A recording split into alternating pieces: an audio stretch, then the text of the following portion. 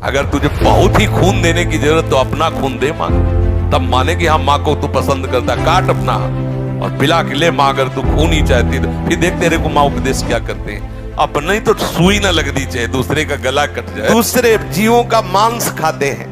ओ बकरा, ये ऐसे बहुत कोमल बेचारे जीव हैं जो बलहीन हैं।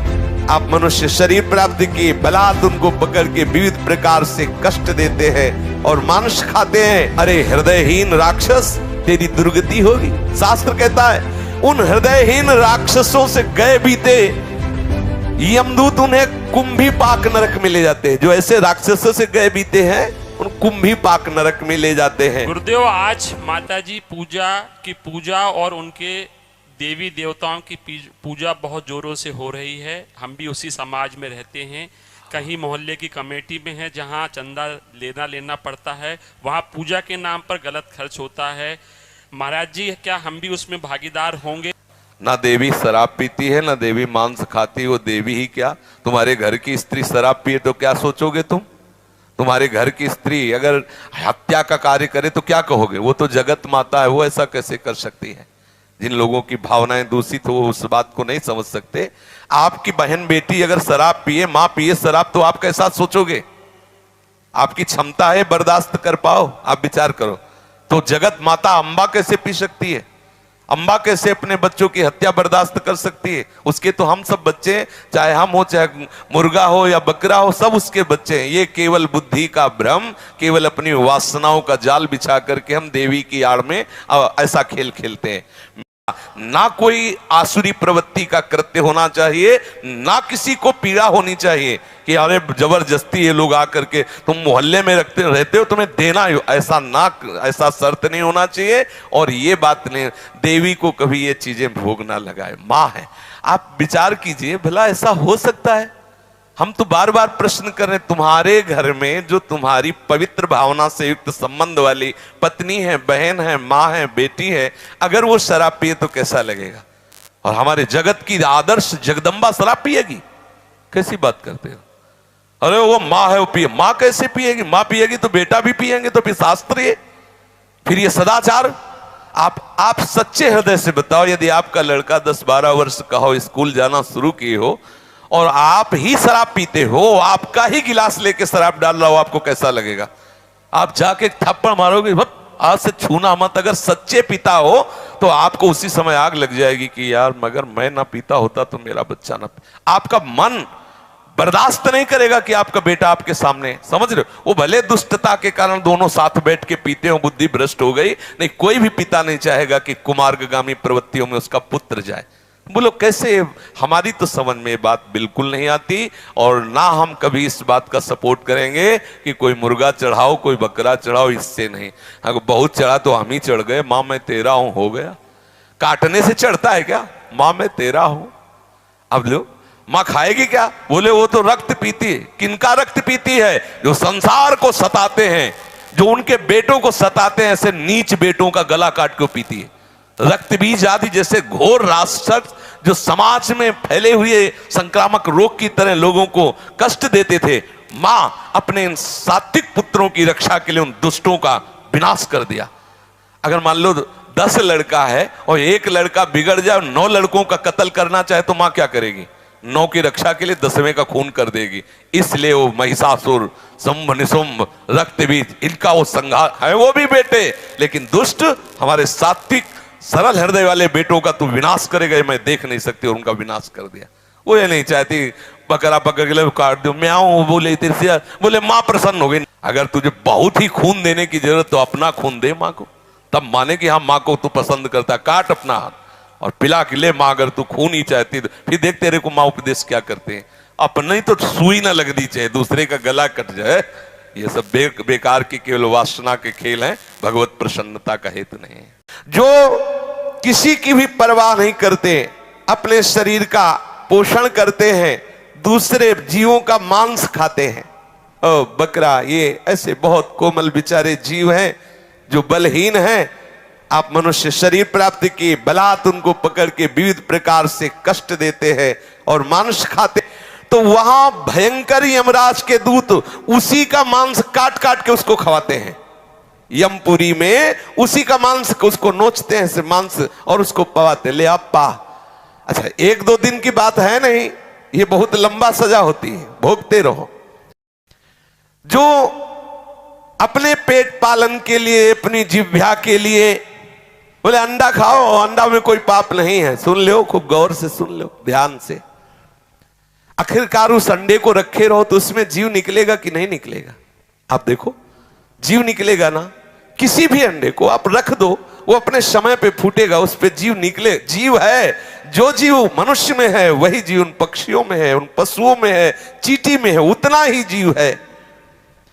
जो उन पशुओं को भूनता है, रांधता है, नष्ट करता है, कैसे कैसे निर्दयी लोग, वो तड़प रहा है जी, उसको आग में ऐसे बांधे हुए है।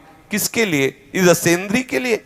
अरे हृदयहीन राक्षस, तेरी दुर्गति होगी। शास्त्र कहता है उन हृदयहीन राक्षसों से गए बीते यमदूत उन्हें कुंभी पाक नरक में ले जाते हैं। जो ऐसे राक्षसों से गए बीते हैं उन कुंभी पाक नरक मिले। और फिर क्या करते जानते हो? खोलते हुए बड़े बड़े कड़ा है, जैसे पकौड़ी उबाली जाती है, उसमें डाल दिया। अब मरना है नहीं, मरना है नहीं, मरना हो तो चलो 2 मिनट में भुन गए ना, खूब खोलो, खेलो। अब हाँ, उसी में आग में, कढ़ाई में जो तेल पड़ा है, खूब खेलो आनंद से। कितने बोले? 1 कल्प तक। अब जलो उसी में। तुम्हें समय दिया गया है। अभी पीछे सत्संग में बोला था कल या परसों कि 70 वर्ष, 80 वर्ष, 90 वर्ष जो चाहो कर लो, लेकिन इसका परिणाम तुम्हें भोगना पड़ेगा। ऐसा मत सोचो। आंख मूंद, कबूतर बिल्ली को दे के आंख मूंद लेता है कि अरे कुछ नहीं बिल्ली, तो बिल्ली छोड़ देगी क्या? वो तो एक ही झपटा में उसे खा जाएगी। ऐसे ही तुम आंख मूंद लोगे, अरे सब शास्त्र ऐसे ही है, ऐसे नहीं है। यहां तो ब्याज में मिलता है कैंसर और ये नाना प्रकार की सड़न गलन, ये ब्याज है। मूल तो यमपुरी में भोगो चल के। जो पाखंडी लोग यहां पाखंड फैलाते हैं और यज्ञ में इससे देवी प्रसन्न होंगी, इससे अमुक प्रसन्न होंगे, बकरा की बलि दो, मुर्गा की बलि दो, ऐसे आदि आदि उदाहरण देते रहते हैं। उनको वैवस विससन नामक नरक में डाला जाता है और वैसे ही बार बार उनकी गर्दन काटी जाती है। ध्यान रखना, किसी भी जीव की हिंसा करने से कोई देवी देवता प्रसन्न नहीं होते। हम उनको देवी देवता ही नहीं मानते जो दूसरों की हत्या से प्रसन्न होते हैं। सामर्थ्य दी गई है दूसरों को सुख पहुंचाने के लिए। जितने भी देवी देवता हैं ये सब जगत का मंगल करने के लिए हैं, ऐसा मंगल करने के लिए। कुपुत्रो जायते क्वचिदपि कुमाता न भवति। पुत्र तो कुपुत्र सुना गया है, लेकिन मां कुमाता नहीं सुनी गई। जगदम्बा मां है, वो तुम्हारे जैसे भाव वाली नहीं है कि उसके तुम जैसे बच्चे हो। वैसे ही बकरा भी बच्चा है, वो अपने बच्चे की गर्दन कटवा के प्रसन्न होने वाली मां नहीं। बोले नहीं, दुर्गा और काली तो तब प्रसन्न होती जब खून पीती हो। खून पीती उन नीचों का जो धर्म की मर्यादा का उल्लंघन करते हैं, भगवान की बनाई हुई मर्यादा का नाश करते हैं। जब संसार में वो ऐसे आतंक फैलाते हैं, तब यही आद्य शक्ति रूप धारण करती है, क्रोधित होकर उन दुष्टों का गला काटती है जो धर्म के विपरीत आचरण कर, उनका खून पीती। बेचारे नाजुक सीधे साधे नाबोल पशु पक्षियों का नहीं। ऐसे पापियों को विभूषण नामक नरक में डाला जाता है, बहुत ही कष्ट दिया जाता है। इस लोक में जो भैरव यक्ष राक्षस आदि का आयोजन करने के लिए पशुओं को मारते हैं, खाते हैं, उल्लास मनाते हैं, तो रक्षोगण भोजन नामक नरक में ले जाया जाता है। कसाई की तरह कुल्हाड़ियों से काट काट करके उसका मांस, उसका लोहू यमदूत भक्षण करते हैं और खूब उत्सव मनाते हैं। तुमने मनाया उत्सव, अब वहां यमदूत उत्सव मनाएंगे। इस लोक में जो बनिया गांव के निरपराध जीवों को पहले फुसला कर बुलाते हैं, ले ले, और फिर उसे फंसा लेते हैं और फिर उसे छेड़ते हैं। कांटे से ऐसे बेधना, रस्सी से बांधना, खिलवाड़ करना, मारना, पीट। तुम्हारा तो खिलवाड़ हो रहा है, वहां वो मर रहा है, वहां उसको भयंकर कष्ट हो रहा है, तो ये अपराध बन रहा है। उसे सूल प्रोत नामक नरक में सूलों से बेधा जाता है। जो यहाँ कंक, बटेर, बंदर, कुत्ता आदि जो भी जीव हैं, इनको फुसला के बुला लिया, फिर इनको आप कष्ट देते हो, इनको ताड़ना देते हो, तो उसको ये कष्ट मिलता है। जो सर्पों के समान उग्र स्वभाव वाले पुरुष दूसरे जीवों को पीड़ा पहुंचाते हैं, मरने पर दंदसूक नामक नरक में गिराए जाते हैं। वहां 5-7 मुख वाले भयंकर विषधारी सर्प छोड़े जाते हैं, वो चूहे की तरह से निगल जाते हैं और भयंकर इसको विष का प्रभाव कष्ट देता रहता, बार बार ऐसा होता रहता है। कोई ये संशय ना करे कि ये सब लिखी पढ़ी बातें हैं, ऐसा नहीं। अधर्म परायण जीव को निश्चित भोगना पड़ता है।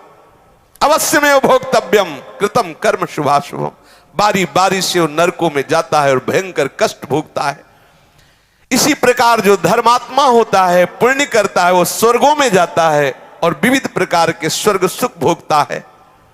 नरक और स्वर्ग के जब भोग भोगे, पाप और पुण्य क्षय हुआ, तो कुछ पाप और कुछ पुण्य लेकर इस मृत्यु लोक में जन्म लेता है। कहीं उत्तम या अधम गतियां उसकी यहां दिखाई देती है। वो धनी है, वो निर्धन है, वो स्वस्थ है, वो रोगी है, ये सब पाप और पुण्य के कर्म परिपाक से है। आप सोचते हैं कि हमें भजन करने की क्या जरूरत है, सत्संग सुनने की क्या जरूरत है, नियम संयम धारण करने की क्या जरूरत है? इसलिए जरूरत है कि तुम्हारी ऐसी दुर्गति ना हो। तुम समझते केवल पशुओं की तरह कमा लो, खा लो, मनमानी आचरण कर लो, कोई देखता तो है नहीं। भूल मत करो। बड़े बड़े महापुरुषों ने जो निश्चय किया है, ये उनके अनुभव के विषय है। साक्षात भगवत स्वरूप भगवान व्यासदेव जी, श्री सुखदेव जी, ये साक्षात भगवान हैं, ये वर्णन कर रहे हैं। ऐसा है, इसलिए डरते रहो, कोई अपराध न बने और निरंतर भजन में रहो। शेष चर्चा आगे। श्री राधा वल्लभ लाल की जय।